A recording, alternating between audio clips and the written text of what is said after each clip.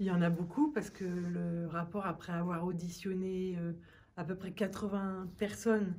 fait une quarantaine de préconisations. Celle qui me semble essentielle, c'est d'abord que les industriels fassent connaître en temps réel ce qui est produit et stocké dans leurs entreprises, parce qu'il a fallu un temps fou avant que Lubrizol et Normandie Logistique, l'entreprise voisine, soient en mesure de fournir ces éléments. C'est développer une culture du risque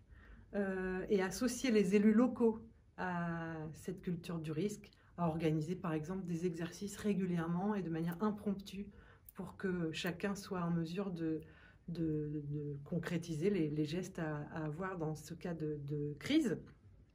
C'est mieux contrôler les entreprises, parce qu'il y a des entreprises qui changent ce qu'on appelle de régime, c'est-à-dire qui en se développant deviennent un peu plus dangereuses.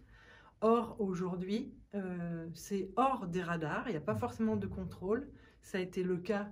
pour Normandie Logistique, et il faut être plus rigoureux et contrôler davantage. Des contrôles qui d'ailleurs doivent être suivis de sanctions, parce qu'aujourd'hui, il y a un certain nombre de contrôles qui sont effectués,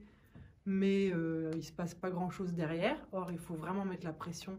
pour que les conditions et les contrôles et les exigences posées soient tenues. Et puis, quelque chose qui me paraît absolument essentiel, puisque c'est une très forte demande de la population, c'est un suivi sanitaire avec des registres qui soient en mesure de savoir si des cancers se sont développés ou d'autres types de maladies. Il y a vraiment un message public qui laisse vraiment à désirer et qui renforce le problème de confiance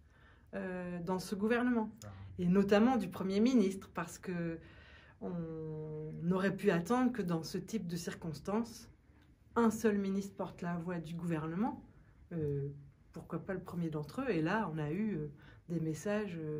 divers et variés, parfois contradictoires. Mais l'enjeu, c'est celui-là, c'est comment ce rapport, qui a été adopté à l'unanimité au Sénat, ce qui est une très bonne chose, va maintenant se concrétiser. Il y a par exemple des choses que nous, parlementaires communistes, avons portées dans l'examen de la loi sur l'accélération et la simplification de l'action publique, pour justement mieux contrôler les entreprises, et pour que quand elles passent d'un régime à un autre, on puisse effectuer des contrôles, alors qu'aujourd'hui, en gros, il faut presque attendre un accident pour que ces contrôles s'opèrent. Malheureusement, on n'a pas été plus suivi que cela sur nos propositions.